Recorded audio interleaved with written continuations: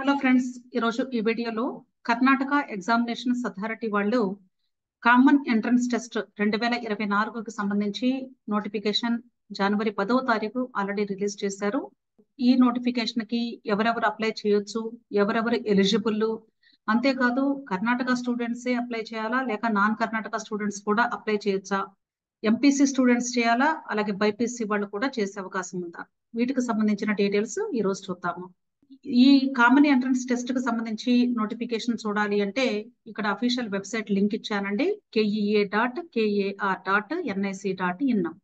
ఈ లింక్ ని మీరు గూగుల్ సెర్చ్ బార్ లో టైప్ చేసి ఎంటర్ చేసినట్లయితే మీకు Karnataka examinations authority official website open అవుతుంది. ఆ అఫీషియల్ వెబ్సైట్ లో ఇన్ఫర్మేషన్ బులెటిన్ ఫర్ సిఈటి 2024 అని స్క్రోల్ అవుతూ ఉంటుంది. దాన్ని మీరు క్లిక్ చేసినట్లయితే కంప్లీట్ ఇన్ఫర్మేషన్ అవైలబుల్ గా ఉంది. అంటే అసలు ఈ సిఈటి 2024 నోటిఫికేషన్ ఏ కోర్సెస్ కి సంబంధించి ఇచ్చారు అనేది ఒకసారి చూద్దామండి. ఇక్కడ అడ్మిషన్ టు అని లిస్ట్ ఆఫ్ కోర్సెస్ ఇచ్చారండి. ఈ లిస్ట్ ఆఫ్ కోర్సెస్ అన్నింటికీ కూడా కర్ణాటక స్టేట్ లో ఉన్నటువంటి కాలేజెస్ లో అడ్మిషన్ పొందడానికి ఈ నోటిఫికేషన్ వర్తిస్తుంది. అంటే వాళ్ళందరూ కూడా ఇప్పుడు రిజిస్టర్ చేసుకొని అప్లికేషన్ ఫిల్ చేసి సబ్మిట్ చేయాల్సి ఉంటుంది. ఓకే, ఇక్కడ ఈ నోటిఫికేషన్ వచ్చేసి ఎంపీసీ స్టూడెంట్స్ కి అలాగే బైపీసీ స్టూడెంట్స్ కి ఇద్దరికి వర్తిస్తుంది. అంటే కర్ణాటకలో కామన్ ఎంట్రన్స్ టెస్ట్ అని అందరికి కలిపి కంబైన్డ్ గా పెడుతున్నారు. కాబట్టి ఫస్ట్ వన్ వచ్చేసి under graduate engineering and technology అన్నారు. అంటే ఇంజనీరింగ్ కోర్సు చదవాలి అనుకునే స్టూడెంట్స్ ఈ టెస్ట్ కి అప్లై చేసుకుంటే వాళ్ళు ఎగ్జామ్ పెడతారు. ఆ ఎగ్జామ్ ని రాసి దానిలో వచ్చిన స్కోర్ ని బట్టి కౌన్సిలింగ్ ద్వారా అడ్మిషన్ పొందుతారు. అలాగే naturopathy and yoga, next B pharma, next form science courses BSc honours agriculture, next BSc honours sericulture etcetera, next homeopathy, BSc allied health sciences, next architecture, veterinary, second year B pharma and pharm D, BSc nursing medical dental Ayurveda Unani, BPT అంటే bachelors in physiotherapy, BPO bachelor in prosthetics and orthotics professional courses. So ఈ courses అన్నింటికి కూడా common entrance test కి apply చేయాల్సి ఉంటుంది. అంటే ఇక్కడ మీకు ఒక డౌట్ రావచ్చు, మరి ఎంపీసీ స్టూడెంట్స్ కి బైపీసీ స్టూడెంట్స్ కి కలిపి అన్నారు కదా, మరి బైపీసీ స్టూడెంట్స్ ఎంబీబీఎస్ బీడీఎస్ ఆయుష్ కోర్సెస్ లో సీట్ అడ్మిషన్ పొందాలి అంటే ఇక్కడ వీళ్ళు పెట్టేటువంటి ఎగ్జామ్ రాయాలా లేక నీట్ ఎగ్జామ్ రాయాలా అని చాలా మందికి డౌట్ ఉంది. దానికి సంబంధించి కొన్ని ఇంపార్టెంట్ పాయింట్స్ కూడా చెప్తున్నారు. ఫస్ట్ వన్ వచ్చేసి మెడికల్ డెంటల్ ఆయుష్ కోర్సెస్ ఎవరైతే చదవాలి అనుకుంటున్నారో కర్ణాటక స్టేట్ కాలేజెస్ లో వాళ్ళు తప్పనిసరిగా ఎన్టీఏ వాళ్ళు కండక్ట్ చేసే యూజీ నీట్ 2024 ఎగ్జామ్ కి అపీర్ అవ్వాల్సి ఉంటుంది. ఆ ఎగ్జామ్ రాసి అక్కడ వచ్చిన స్కోర్ ని బేస్ చేసుకొని మాత్రమే వీళ్ళు ఇప్పుడు అప్లికేషన్ ఫిల్ చేయమన్నారు. కాబట్టి ఇప్పుడు వీళ్ళు ఇచ్చినటువంటి అప్లికేషన్ ఫిల్ చేసి ఆ స్కోర్ ని బేస్ చేసుకొని మాత్రమే మీరు కౌన్సిలింగ్ లో పార్టిసిపేట్ చేయాల్సి ఉంటుంది.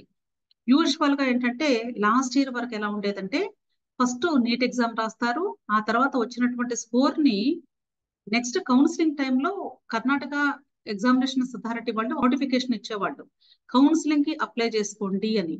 అప్పుడు మాత్రమే అప్లై చేసేవాళ్ళు. కానీ ఈ సంవత్సరం ఏం చెప్తున్నారంటే వీళ్ళు మొదటగానే మీరు నీట్ ఎగ్జామ్ రాసేటువంటి స్టూడెంట్స్ కూడా కర్ణాటక స్టేట్ లో మెడికల్ కాలేజెస్ లో డెంటల్ కాలేజెస్ లో ఆయుష్ కోర్సెస్ కాలేజెస్ లో అడ్మిషన్ పొందడానికి ఇప్పుడే అప్లికేషన్ పెట్టుకోవాలి.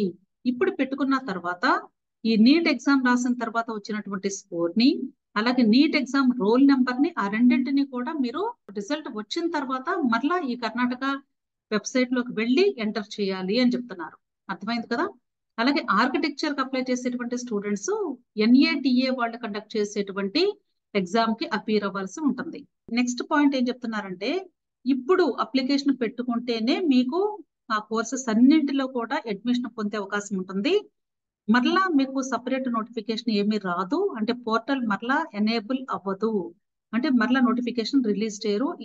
This is the final notification అని చెప్తున్నారు.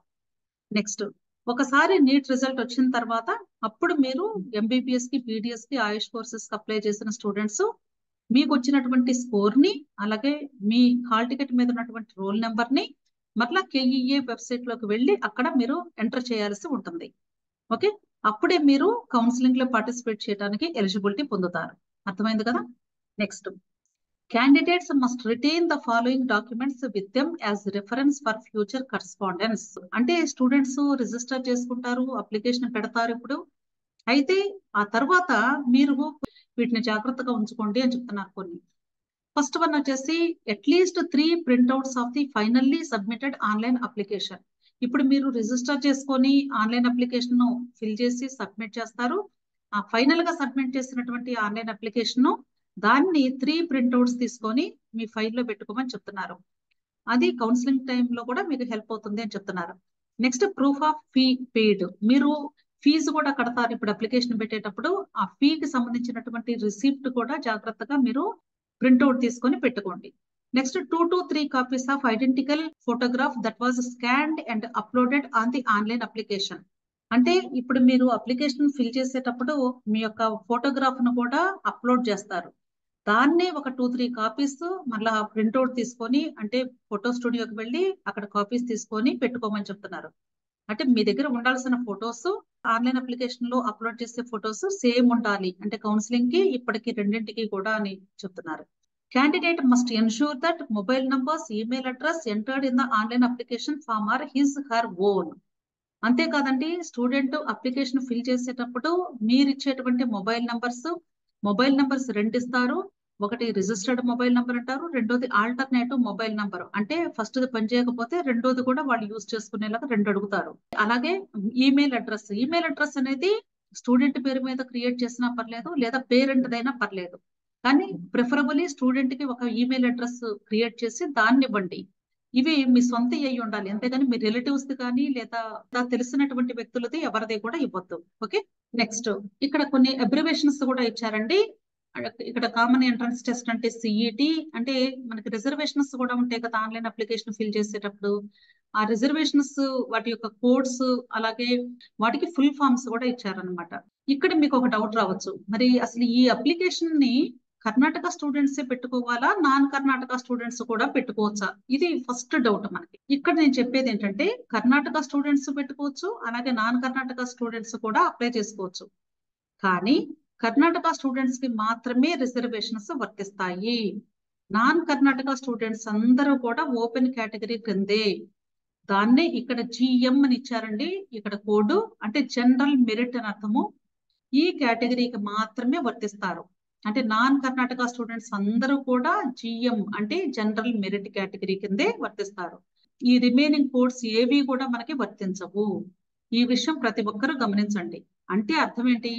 ఓపెన్ కేటగిరీలో మాత్రమే స్టూడెంట్స్ పార్టిసిపేట్ చేయాల్సి ఉంటుంది ఇక్కడ అడ్మిషన్ పొందాలి అంటే. అయితే ఇక్కడ ఫ్రీ సీట్స్ ఉండవు. ఇక్కడ కేవలము పెయిడ్ సీట్స్ కి మాత్రమే మనం ఎలిజిబుల్. ఫీజు వచ్చేసి అక్కడ బి కేటగిరీ సీట్స్ తీసుకున్నట్లయితే 10 లక్షలకి పైగా ఉంటుంది ఫీజు. అలాగే ఎన్ఆర్ఐ కేటగిరీ తీసుకున్నట్లయితే అరౌండ్ 18 to 25 మధ్యలో ఉంటుంది. అంటే కాలేజ్ ని బట్టి చేంజ్ అవుతూ ఉంటుంది. అంతేకాదండి, ఈ స్టేట్ కాలేజెస్ తో పాటుగా డీమ్డ్ యూనివర్సిటీస్ కూడా ఉంటాయి అక్కడ కర్ణాటకలో. ఆ డీమ్డ్ యూనివర్సిటీస్ లో కూడా కొన్ని డీమ్డ్ యూనివర్సిటీస్ అడ్మిషన్ కి ఈ కామన్ ఎంట్రన్స్ టెస్ట్ నోటిఫికేషన్ ద్వారా మాత్రమే మీరు కౌన్సిలింగ్ లో పార్టిసిపేట్ చేసే అవకాశం ఉంటుంది. అంటే డీమ్డ్ యూనివర్సిటీస్ లో కూడా మనం నీట్ స్కోర్ ని యూజ్ చేస్తాము మెడికల్, డెంటల్, ఆయుష్ కోర్సెస్ కి. అలాగే ఆల్ ఇండియా కోటా ద్వారా జాయిన్ అయ్యేటువంటి డీమ్డ్ యూనివర్సిటీస్ కాకుండా కొన్ని అంటే స్పెషల్ కేటగిరీ డీమ్డ్ కాలేజెస్ ఉంటాయండి. వాటికి కేవలము ఇప్పుడు ఈ నోటిఫికేషన్ ద్వారా మాత్రమే మీరు అప్లై చేసుకోవాల్సి ఉంటుంది. ఎవరైతే పేమెంట్ సీట్ కావాలి కర్ణాటక కాలేజెస్ లో అనుకుంటారో వాళ్ళు తప్పనిసరిగా ఇప్పుడు ఈ కామన్ ఎంట్రన్స్ టెస్ట్ 2024 నోటిఫికేషన్ కి రిజిస్టర్ చేసుకొని అప్లికేషన్స్ పెట్టండి. ఇప్పుడు మాత్రమే ఈ అవకాశం అంటే తర్వాత మరలా ఉండదు అని చెప్తున్నారు. అర్థమైంది కదా? So Karnataka, non Karnataka students ఇద్దరు కూడా అప్లై చేసుకోవచ్చు. అంతేకాదు, ఒకవేళ ఎవరైనా ఈ వీడియో చూస్తూ ఉంటే వాళ్ళు ఎంపీసీ స్టూడెంట్స్ అయితే వాళ్ళు కూడా కర్ణాటకలో ఇంజనీరింగ్ చదవాలి అనుకున్నట్లయితే వాళ్ళు కూడా ఇప్పుడు ఈ నోటిఫికేషన్ కి అప్లై చేసుకోండి.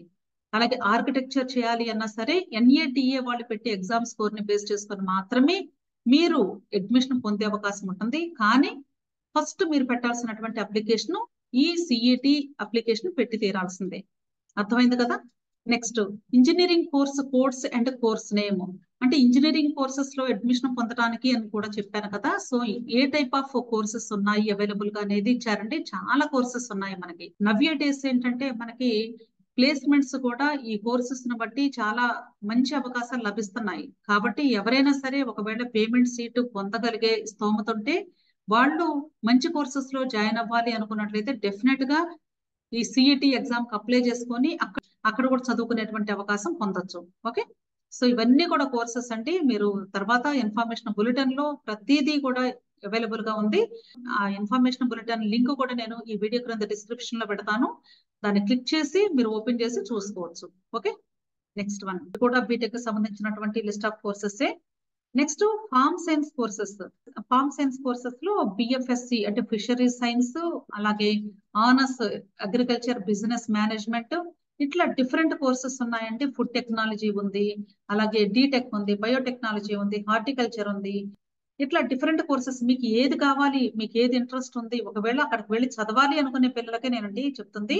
అంతేగాని ఇప్పుడు నీట్ ఎగ్జామ్ రాసేవాళ్ళు లేదా ఎంపీసీ స్టూడెంట్స్ అందరూ కేఈఏకి అప్లై చేయమని కాదు, అందరూ చేయాల్సిన అవసరం లేదు. పేమెంట్ సీట్స్ కి ఇంట్రెస్ట్ ఉండి అక్కడికి వెళ్ళి జాయిన్ అవుతాము, మేము డబ్బులు కట్టేనా జాయిన్ అయ్యే ఇంట్రెస్ట్ ఉంది అనుకునే స్టూడెంట్స్ మాత్రమే అప్లై చేయండి. అనవసరంగా డబ్బులు వృధా చేసుకోవద్దు. ప్రతి ఒక్క నోటిఫికేషన్ కి మీరు అప్లై చేసి అప్లికేషన్ పెట్టి మేము కూడా అప్లై చేసాము చూద్దాము తర్వాత అప్పుడు జాయిన్ అయినప్పుడు కదా అట్లా అనుకోవద్దు దయచేసి. అది ఎంతవరకు మనకు ఉపయోగపడుతుంది అనేది ఫస్ట్ ఆలోచించుకోండి, ఆ తర్వాతనే మీరు అప్లికేషన్స్ పెట్టుకోండి. నెక్స్ట్ ఇక్కడ కూడా డిఫరెంట్ కోర్సెస్ ఇచ్చారు. అంటే BSc nursing, BPT, BPO and BSc allied health science courses. అంటే లిస్ట్ ఆఫ్ కోర్సెస్ ఇచ్చారంటే వాటిలో స్పెషలైజేషన్స్ ఏమున్నాయి ఇవన్నీ కూడా ఇచ్చారు. సో మీరు జాగ్రత్తగా చూసుకోండి. నెక్స్ట్ వచ్చేసి ఎవరైతే ఎంబీబీఎస్, బీడిఎస్, ఆయుష్ కోర్సెస్ అంటే ఆయుర్వేద, యునాని, హోమియోపతి కోర్సెస్ లో జాయిన్ అవ్వాలి అనుకుంటున్నారో వాళ్ళు తప్పనిసరిగా UG NEET 2024 all India rank ని బేస్ చేసుకుని మాత్రమే ఇక్కడ అడ్మిషన్ పొందే అవకాశం ఉంది. ఆ స్టూడెంట్స్ తప్పనిసరిగా physics, chemistry, biology subjects pass అయి తీరాలి. ఈ కండిషన్ మీద మాత్రమే పేమెంట్ సీట్స్ కి మీరు ఎలిజిబుల్ అవుతారు కర్ణాటకలో. క్లియర్? రిజర్వేషన్స్ మాత్రం కేవలం కర్ణాటక స్టూడెంట్స్ కి మాత్రమే వర్తిస్తాయి. నాన్ కర్ణాటక స్టూడెంట్స్ కి ఎటువంటి రిజర్వేషన్ కూడా ఉండదు, గుర్తుంచుకోండి.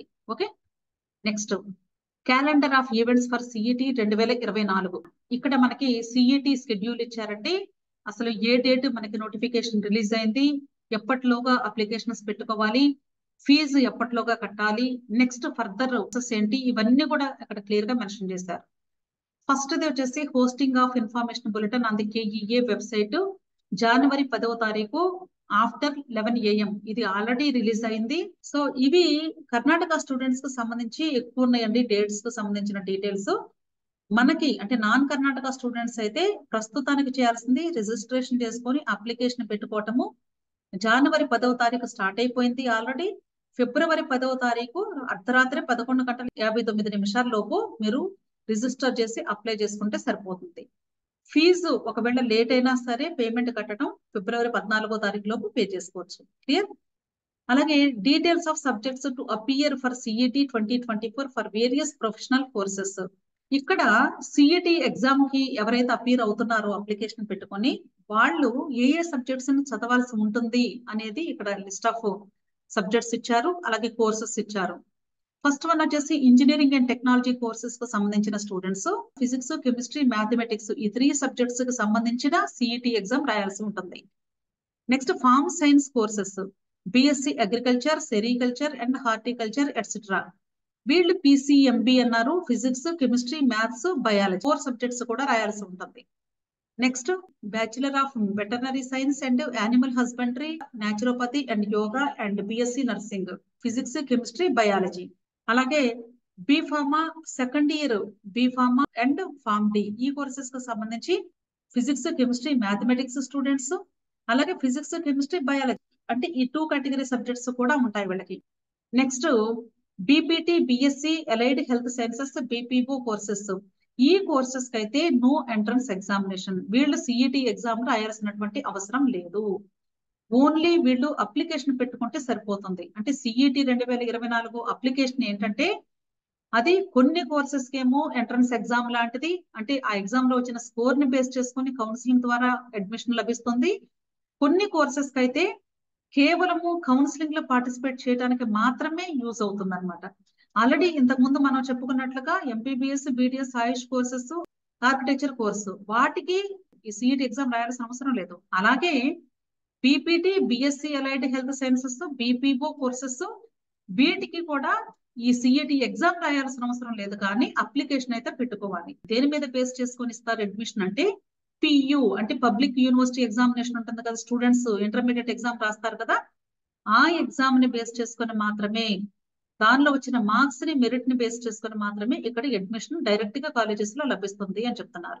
ఓకే, ఇక్కడ హెల్ప్ లైన్ డీటెయిల్స్ కూడా ఇచ్చారండి. అంటే మీకు ఇంకా అప్లికేషన్ కి సంబంధించి, రిజిస్ట్రేషన్ కి సంబంధించి, అలా పేమెంట్ కి సంబంధించిన ప్రాబ్లమ్స్ ఏదైనా ఉన్నా తప్పనిసరిగా ఇక్కడ ఇచ్చినటువంటి ఈమెయిల్ కి లేదా లైన్ నెంబర్స్ కి ఫోన్ చేసి మీరు వాళ్ళ ద్వారా మీరు హెల్ప్ తీసుకోవచ్చు. ఇక్కడ ఈమెయిల్ వచ్చేసి keaugt24@gmail.com. అలాగే వెబ్సైట్ లింక్ కూడా ఇచ్చారు, హెల్ప్ లైన్ నెంబర్ కూడా ఇచ్చారండి, 08023460460. మీరు ఫోన్ చేయాల్సినటువంటి టైము ఉదయం 10 గంటల నుండి కేవలం సాయంత్రం 6 గంటల లోపు మాత్రమే ఫోన్ చేయాల్సి ఉంటుంది. అర్థమైంది కదా? మీకు ఇంకా ఏదైనా డౌట్స్ ఉంటే ఈ వీడియో క్రింద కమెంట్ బాక్స్ లో కమెంట్ చేయండి, తప్పకుండా మీ డౌట్స్ ని క్లారిఫై చేయడానికి ట్రై చేస్తాను. ఓకే, ఫస్ట్ టైం నా వీడియోస్ ని వాచ్ చేస్తున్నట్లయితే తప్పనిసరిగా ఈ వీడియోస్ లైక్ చేయండి. అలాగే నా ఛానల్ నేమ్ మెన్లో ట్యూటోరియల్స్, దీన్ని కూడా సబ్స్క్రైబ్ చేసుకోండి. మీ ఫ్రెండ్స్ కూడా షేర్ చేయండి. Okay, thank you.